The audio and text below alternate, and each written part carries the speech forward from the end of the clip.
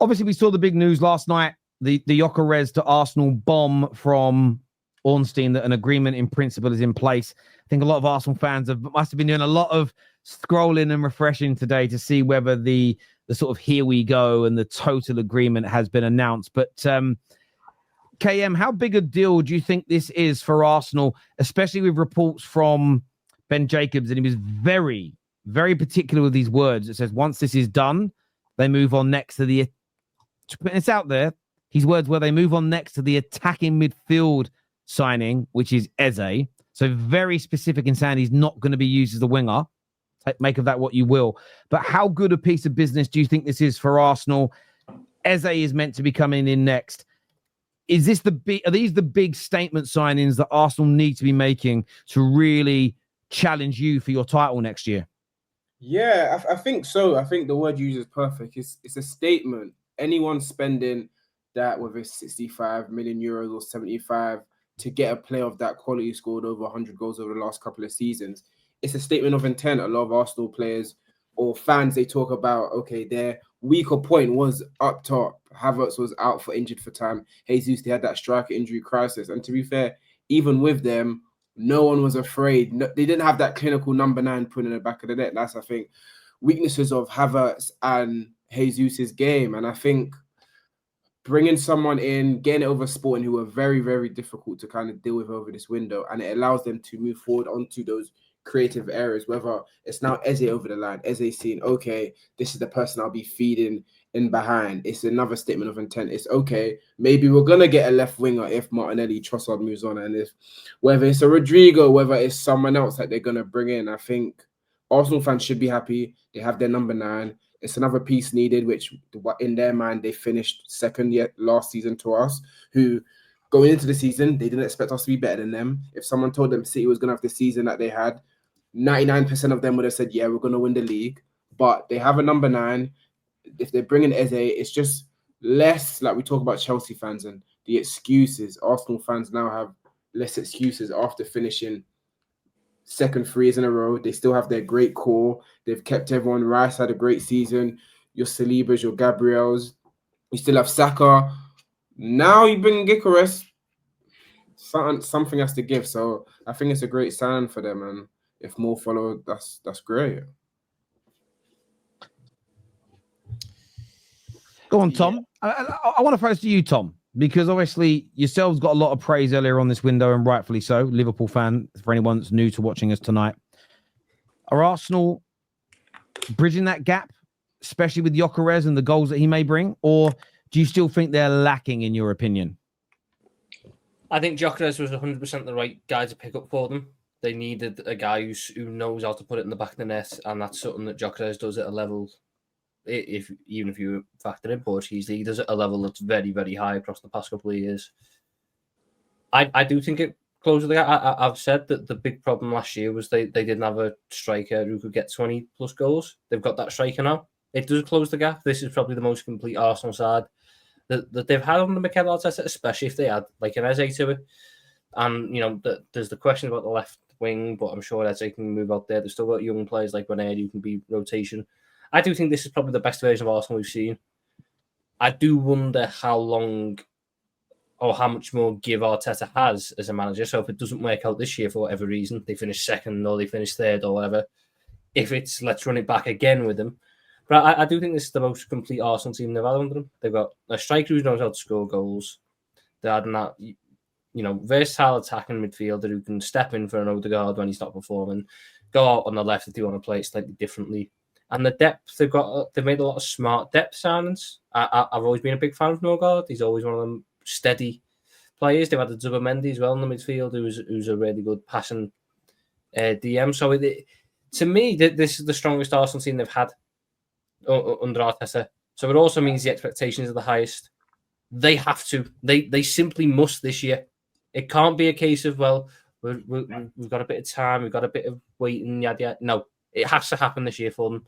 They have to get over the line with a decent trophy. If they go this entire season without winning again, I don't see how Arteta can keep his job. Outside from, because the only argument they've got is that he makes good signings. That's a sporting director.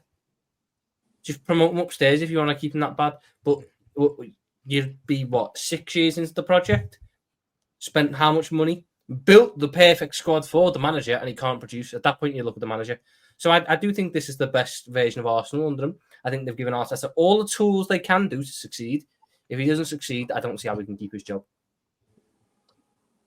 I think that's fair. And I know I like this Gyokeres signing to Arsenal because we've all criticised Arsenal in some way, shape, or form over the last 4 years about not getting over the line and not seeing things through. And the biggest thing that has come up for me is risk taking.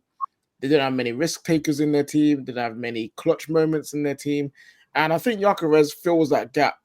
And I like the risk that they've taken. Yeah, he's 27. Yeah, he's not maybe the most aesthetically pleasing player on the planet, but he's good at one thing, and it's the most important thing in the game to win, which is scoring goals. And they've taken that risk. They've said, we're going to go left field. We normally would like a younger profile like Sesko. We'd like a maybe more silky player on the ball.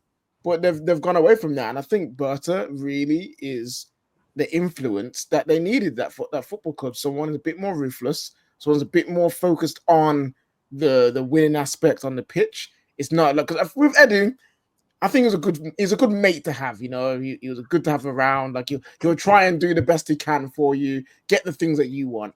But Berta is that guy that's coming in. Is going to transform how their mentality as a team and as a club, and I think he's going to be a big driving force in how they go on moving forward. And they've needed that for a while now, and fair play to them for actually fulfilling that. So I think Gyokeres is going to be really good for them. He's going to push them all the way to the end of the title race. And maybe, just maybe, they might do it this year.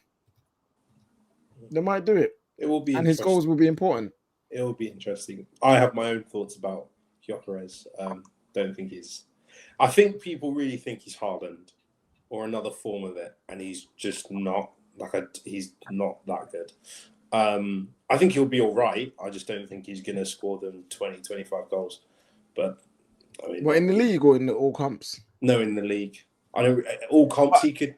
In all comps he could go get like 5 against Carlisle and Portsmouth. I don't really care. Yeah, cool. You scored the goals, but they didn't need. But the team have you added to what Arsenal needed? And what Arsenal need is a ruthless goal scorer who's going to score them goals when they need him to score goals. That's him. So, and he'll do that. And he doesn't need to score 25. What's it? To your point about 25 league goals, he doesn't need to score 25 league goals. Arsenal have never had in the last 4 years anyone score above 17, 8 or 18. Someone in the chat tell me who the highest and they keep falling short. But exactly. So they've added someone else who can get up to at least 15 plus. Yeah, but he doesn't get 15 added goals. He's going to get, if he gets 15 goals, he's going to take 3 goals away from Havertz, 2 away from Saka, 1 away from Odegaard. It's not like they're going to create an extra 15 XG. That's not how it's going to happen. They're not going to create more chances unless to me the only way he works is if Arsenal change how they play to suit his style, and they're just going to go, we're going all in on this one guy, and then they've got the creators to help him score as many goals as possible. That is the only way I can see it working. But if they play like they did last season, but they just drop in a Gyokeres, it's not going to work. And he's not. But that's not. They have the creators. They have to create it with Saka, who's arguably behind Salah, the most creative winger or forward in the Premier League. Eze is another creator. Odegaard is a creator. If they bring in another left winger, they have creators. And also, you talk about taking away goals. Gyokeres will make a lot of goals for himself. You talk about on the counter, even his movement in the box, a snapshot for half of these strikers is a snapshot, but for him, he can turn that into a goal. I think with the balls they put into the box and their fluid play and also his movement, especially in the box, I think Gyokeres getting 20 is different than a Havertz getting 16 or 20. I think the 20 he gets will be important, and those 20 will be in those decisive, closer games. I like it, and I'll throw it back to you. Do you think who's going to have a more impactful season? Is it João Pedro or Gyokeres? Because you were low on Gyokeres on João Pedro last week. You're hounding him now from a couple of games. Do you think he'll have a better season as a 9 than Gyokeres this one? Well, if it depends how you measure how well a 9 plays. Oh, No, seriously. Ah. Because no. If only there was a No, hold metric. on, Thomas. Yeah, how If only there was a You metric know the man is good. by which you judge Tom, if a can I striker just does say, their job. you are aware. No, coming from no. Honestly, coming from these two, it's hilarious because for years these men were talking about defensive striker, and that's why he's the best. So I don't know why they're talking over there, right? So please humble yourselves. My point is that if you're going to purely measure it on goals, then I could see the argument for why Gyokeres would do better than João Pedro. But as an all-round footballer, I'm going to say João Pedro is a better footballer than Gyokeres. But no one's arguing that about like who's a better footballer. It's about who's going to do the job better. And For their team as well. But for me, right now, I'm going João Pedro. and that's fair. I'm moved by him. And you can have that, but you made a comment about if you put Gyokeres in the Arsenal that they were last season, he's not gonna do well. Well, for one, that Arsenal that happened that played last season, their main problem was that the chance conversion was low compared to the higher chances that they got. They couldn't score as many goals as they should have, right? So even if you stick him in that team and that system, he should score more goals. Two, he wouldn't be the problem. It would be the system itself if there was a problem. So again, like I think you're just looking at Gyokeres as just this individual thing where it's like, well, because I don't think he's that great, he's just not going to do well. Whereas, well, if you look at what's going to be around him and what they're doing already without him, for me, it's just like it shows he will do well. No, again, I am. If I am wrong, I will happily put my hands up and say I'm wrong. But for me, Gyokeres would not have graduated from the school of Sharuma strikers, and the last person who wouldn't have graduated was Lukaku. And everybody laughed at me when I said he's not going to do well. And then look what happened. So he's not getting a passing grade from me. He's not graduating. So until I see it in the Prem and he's balling, and then his grades, it's down. Does Benjamin Sesko graduate from the Shirumwa Striker School or whatever? He graduates, but with a low mark. Just want to say, sorry to interrupt the conversation. David Ornstein, Bomb, Newcastle working on a deal to sign Hugo Ekitike from Frankfurt. Not yet agreed or close to being done, but talks continue over a potential 75 million euro move. Now, I will say this. I know he's saying it isn't close, but when you get this many journalists in this small space of time report on the deal, these deals nearly always happen. Yeah. They nearly always happen from this point. Sorry to interject. Let's go to a few comments here. It says, Arsenal have had plenty of XG, just not edge, is what Colton Conroy says here. Terry, if Arsenal win the league, who would be most disappointed, Liverpool or City? I'd go with Liverpool because I think there is a unspoken desperation to retain a league title because Liverpool were one of the first teams ever in English football history to dominate decades. And they did that by retaining. And have Liverpool ever done a three-peat?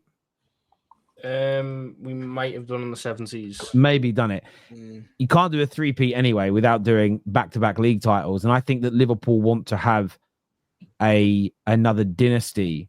Yes, they were involved in a very good race and battle with City in City's peak, and City might still get back there, to be fair, but they only won one league title out of 6 or 7 they were sort of involved in.